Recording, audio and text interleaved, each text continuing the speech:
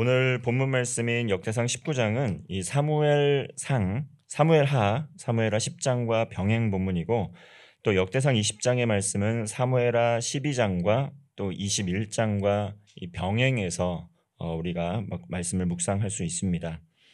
오늘 본문은 다윗의 정복 전쟁에 대한 말씀입니다. 이 다윗은 차례대로 이 정복 전쟁을 하면서 또 암몬과 아람 또 블레셋과의 이 전복 정쟁을 치르게 됩니다.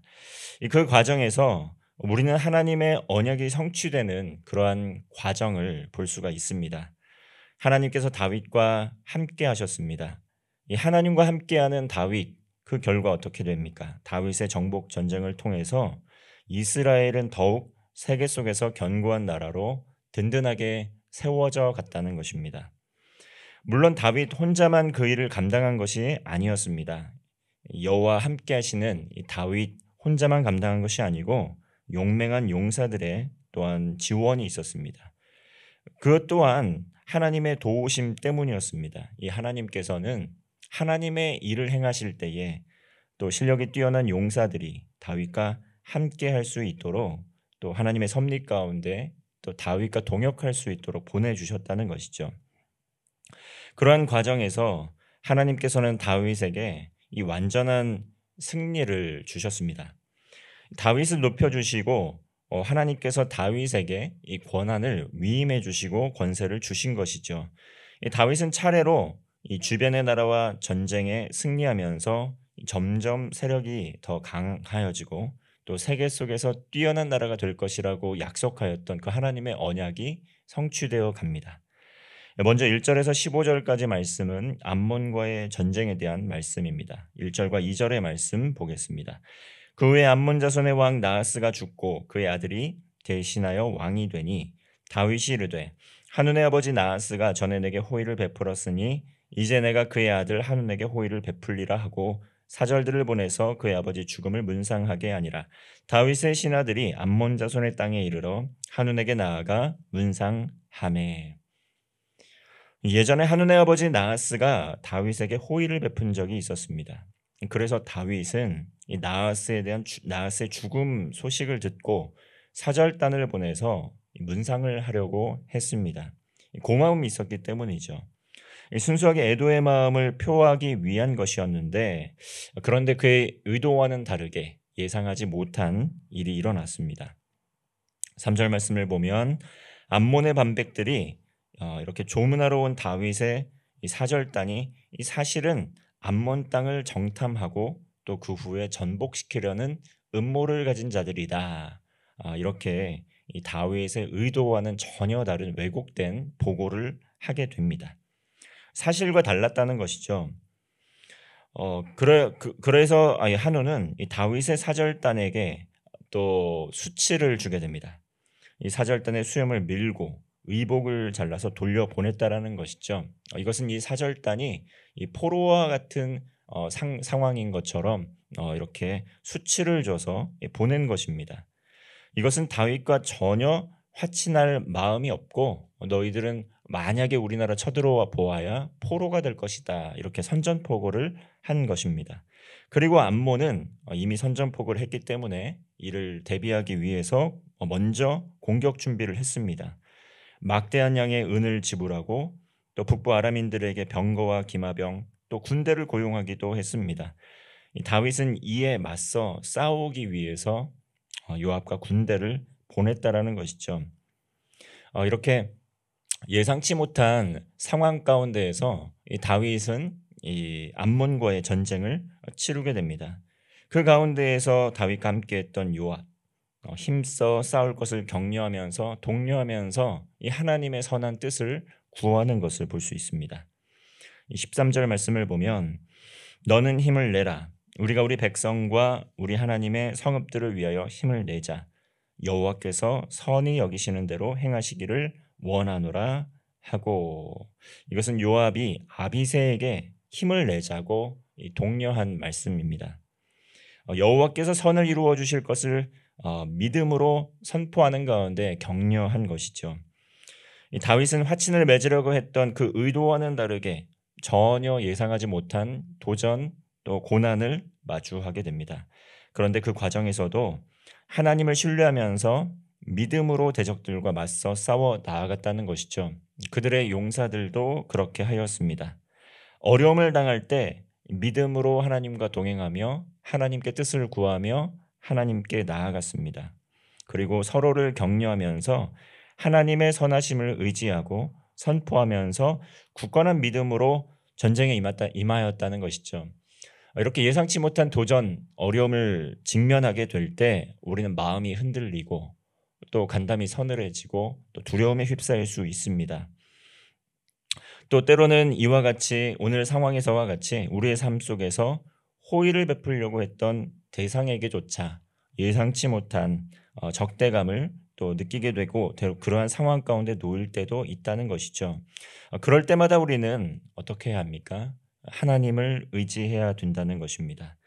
다윗은 주변의 적들과 직면하여 싸울 때에 또 예상치 못한 도전과 고난이 찾아왔을 때에 자신의 힘이 아니라 하나님의 인도하심을 신뢰하였습니다. 하나님의 뜻을 구했다는 것이죠.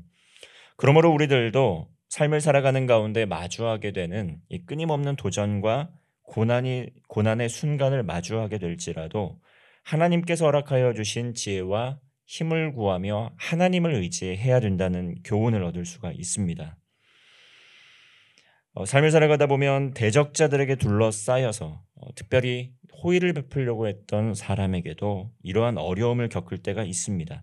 그러나 그때마다 우리는 하나님께 나아가 지혜를 구하고 뜻을 구하고 기도함으로 말미암아 그렇게 얻게 된 하늘의 지혜를 붙들고 믿음으로 나가게 될 때 하나님께서 주시는 지혜로 하나님께서 주시는 힘으로 난관을 극복하고 하나님께서 승리케 하여 주실 줄로 믿습니다. 암몬의 싸움에 아람도 개입하였고 다른 나라들도 개입하였습니다. 그러나 다윗과 용사들 용맹하게 맞서 싸웠습니다. 간담이 서늘해지지 않고 오히려 하나님의 선하신 뜻을 구하며 믿음으로 맞서 싸워 나가했다는 것이죠. 그들과 그리고 결국 화친을 맺게 됩니다. 전쟁에 승리하여서 화친을 맺게 됩니다. 19절 말씀을 보면 하다데셀의 부하들이 자기가 이스라엘 앞에서 패하였음을 보고 다윗과 더불어 화친하여 섬기고 그 후로는 아람 사람이 암몬 자손 돕기를 원하지 아니하였더라. 이렇게 이 전쟁에서 아람 사람은 감히 이스라엘을 대적하는 일을 위해서 암몬 자손은 다시는 돕지 않아야 되겠다라는 교훈을 얻게 된다는 것이죠. 철저하게 여호와의 선하심을 구하는 이스라엘 백성들과 맞서 싸움으로 말미암아 이들과 대적하지 말아야겠다. 이렇게 교훈을 얻고 화친하게 된 것입니다. 이뿐만 아니라 하나님께서는 이스라엘 백성들이 계속해서 암몬 자손을 정복하고 또 블레셋과의 전쟁에서도 승리할 수 있도록 은혜를 주십니다. 오늘 본문 말씀의 20장 4절에서 8절까지는 그 블레셋과의 전쟁에 대한 말씀입니다. 이 블레셋 그 용사들이 어떠한 사람이었는지 묘사를 하고 있는데요. 이 전쟁에서 정말 키가 크고 또 거대한 블레셋의 이 장수들을 이스라엘 이 장수들이 물리치는 것을 볼 수가 있습니다. 8절 말씀입니다. 가드의 키 큰 자의 소생이라도 다윗의 손과 그 신하의 손에 다 죽었더라. 이 블레셋의 그 장수들이 기골이 장대하고 굉장히 전투력이 용맹한 사람이었다라는 것을 강조하고 있습니다. 그런데 결과는 어떻습니까? 8절 말씀을 보면 키 큰 자의 소생이라도 다윗의 손과 그 신하의 손에 다 죽었다라는 것은 무엇을 의미하는 것입니까? 이스라엘이 블레셋에 비해서 신체적인 절대적인 객관적인 열세에 놓여 있을지라도 그럼에도 불구하고 전쟁에서 승리하였다는 것이죠. 그 비결은 무엇입니까? 바로 하나님께서 이스라엘 백성들과 함께하여 주셨고 하나님께서 싸워 주셨기 때문에 승리할 수 있었다는 것이죠. 다윗은 하나님을 신뢰함으로 말미암아 암몬과의 또 아람과의 또 전쟁에서 블레셋과의 전쟁에서도 완전하게 승리할 수 있었습니다. 하나님을 의지하면 혼란한 중에도 힘과 용기를 얻고 승리할 수 있는데 하나님께서 도와주시면 하나님께서 직접 싸워주시기 때문에 가능한 것입니다. 다윗은 늘 하나님과 동행하면서 그러므로 하나님의 뜻을 구하고 말씀을 듣고 기도하고 믿음으로 순종함으로 말미암아 전쟁에서 승리하였다는 것이죠. 다윗의 이 하나님에 대한 믿음과 충성, 이것은 우리에게 그 삶을 통해 우리는 다윗을 통해서 본받을 수 있다는 것입니다. 전쟁 속에서도 또 우리의 끊임없이 일어나는 영적인 이 전쟁의 순간 속에서도 우리는 하나님의 인도하심을 믿음으로 순종하게 될 때 우리의 힘과 우리의 능력으로 승리하는 것이 아니라 하나님께서 맞서 싸워주심으로 말미암아 승리할 수 있다는 것을 우리는 늘 기억하여야 합니다. 하나님 앞에서 지속적으로 승리할 수 있는 비결, 다윗과 같이 늘 깨어서 하나님의 뜻을 구하고 또 그 뜻을 깨달아 알았다고 한다면 그 뜻 가운데 순종함으로 말미암아 우리는 삶에서 승리할 수 있습니다. 우리의 눈에 볼 때 승리와 실패가 반복이 되고 또 삶의 자리에서 끊임없이 또 어려움과 고난이 또 연이어 찾아오는 것 같아 보일지라도 하나님을 예배하고 그 뜻을 구하며 하나님과 동행하는 삶을 살아가게 될 때 우리는 완전한 승리의 삶을 살아갈 수가 있습니다. 하나님께서 우리를 위해 먼저 싸우셨듯이 우리가 주님과 동행하는 삶을 살아간다면 완전한 승리가 우리에게 있을 것입니다. 궁극적으로 하나님께서는 우리에게 구원의 은혜를 허락하여 주셨고 하나님 나라에 대한 소망을 우리에게 주셨습니다. 이미 승리는 우리에게 주어진 것입니다. 그러므로 그 어떠한 삶의 고난과 시련, 갈등 속에서도 하나님을 의지하고 또 하나님의 힘과 용기를 구하며 그 뜻에 순종하는 믿음의 삶을 살아가는 복된 성도가 되시기를 주님의 이름으로 축원합니다. 기도하겠습니다. 삶을 살아가는 가운데 예상치 못한 고난과 시련을 겪을 때가 있습니다. 그럴 때마다 더욱 하나님의 인도하심을 신뢰하고 의지함으로 믿음으로 승리하는 삶 살게 하여 주시옵소서.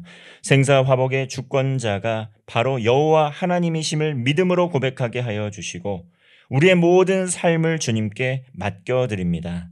특별히 환우들의 삶을 돌보아 주시고 육신의 연약함 중에 더욱더 주님을 의지함으로 말미암아 주님의 놀라운 치유와 회복의 은혜를 경험하게 하여 주시옵소서. 가정과 교회, 나라와 민족, 주님께서 함께 동행하여 주셔서 정말 가장 선하고 바르고 아름답고 의로운 길로 인도하여 주시옵소서. 그리하여 주실 것을 믿사오며 우리 구주 예수 그리스도의 이름으로 기도하옵나이다. 아멘.